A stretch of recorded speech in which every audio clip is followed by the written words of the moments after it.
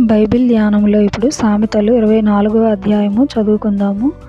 దుర్జనులను చూచి మత్సరపడకుము, వారి సహవాసము కోరకుము. వారి హృదయము బలాత్కారము చేయ యోచించును, వారి పెదవులు కీడును గుర్చి మాటలాడును. జ్ఞానము వలన ఇల్లు కట్టబడును, వివేచన వలన అది స్థిరపరచబడును. తెలివి చేత దాని గదులు విలువగల రమ్యమైన సర్వ సంపదలతో నింపబడును. జ్ఞానము గలవాడు బలవంతుడిగా నుండును, తెలివి గలవాడు శక్తిమంతుడిగా నుండును. వివేకము గల నాయకుడవై యుద్ధము చేయుము, ఆలోచన చెప్పువారు అనేకులుండుట రక్షణకరము. మూర్ఖునికి జ్ఞానము అందదు, గుమ్మము నొద్ద అట్టివారు మౌనులై యుందురు. కీడు చేయ పన్నాగములు పన్నువానికి తంటాల మారి అని పేరు పెట్టబడును. మూర్ఖుని యోచన పాపము, అపహాసకులు నరులకు హేయులు. శ్రమ దినమున నీవు కృంగిన ఎడల నీవు చేతకాని వాడవగుదువు. చావునకై పట్టబడిన వారిని నీవు తప్పించుము, నాశనమునందు పడుటకు జోగుచున్న వారిని నీవు రక్షింపవా? ఈ సంగతి మాకు తెలియదని నీవు అనుకొని ఎడల హృదయములను శోధించువాడు నీ మాటను గ్రహించును గదా. నిన్ను కనిపెట్టువాడు దాన్ని నెరుగును గదా. నరులకు వారి వారి పనులను బట్టి ఆయన ప్రతీకారము చేయును గదా. నా కుమారుడా, తేనె త్రాగుము, అది రుచిగలది గదా. తేనె పట్టు తినుము, అది నీ నాలుకకు తీపియే గదా.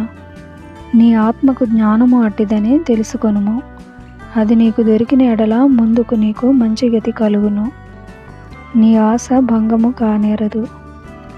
భక్తిహీనుడా, నీతిమంతుని నివాసమునొద్ద పొంచి ఉండకుము, వాని విశ్రమ స్థలమును పాడు చేయకుము.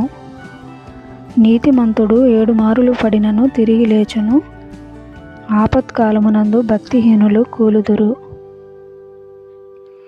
నీ శత్రువు పడినప్పుడు సంతోషింపకుము, వాడు తొట్టిల్లినప్పుడు నీవు మనస్సున నుల్లసింపకుము.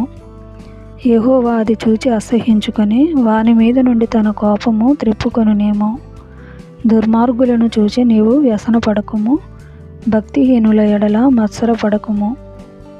దుర్జనునికి ముందుగతి లేదు, భక్తిహీనుల దీపము ఆరిపోవును.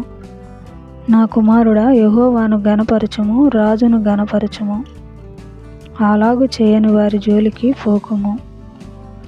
అట్టి వారికి ఆపద హఠాత్తుగా తటస్థించును, వారి కాలము ఎప్పుడు ముగియునో ఎవరికి తెలియను. ఇవి జ్ఞానులు చెప్పిన సామెతలే. న్యాయము తీర్చుటలో పక్షపాతము చూపుట ధర్మము కాదు. నీ యందు దోషము లేదని దుష్టునితో చెప్పువానిని ప్రజలు శపించుదురు. జనులు అట్టివాని యందు అసహ్యపడుదురు. న్యాయముగా తీర్పు తీర్చువారికి మేలు కలుగును, క్షేమకరమైన దీవెన అట్టివారి మీదికి వచ్చును. సరి అయిన మాటలతో ప్రత్యుత్తరమిచ్చుట పెదవులతో ముద్దు పెట్టుకొనినట్లుండును.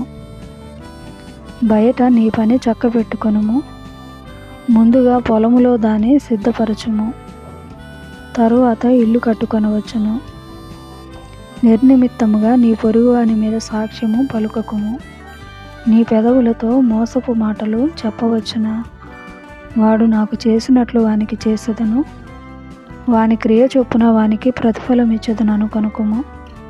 సోమరి వాని చేను నేను దాటి రాగా, తెలివి లేని వాని ద్రాక్ష తోట నేను దాటి రాగా, ఇదిగో దాని అందంతటా మొండ్ల తుప్పలు బలిసి ఉండెను, దూలగొండ్లు దాన్ని కప్పి ఉండెను, దాని రాతి గోడ పడి ఉండెను. నేను దాని చూచి యోచన చేసుకొంటిని, దాని కనిపెట్టి బుద్ధి తెచ్చుకొంటిని. ఇంకా కొంచెము నిద్ర, ఇంకా కొంచెము కునుకుపాటు, పరుండుటకై ఇంకా కొంచెము చేతులు ముడుచుకొనుట, వీటి వలన నీకు దరిద్రత పరుగెత్తి వచ్చును. ఆయుధస్తుడు వచ్చినట్లు లేమి నీ మీదికి వచ్చును.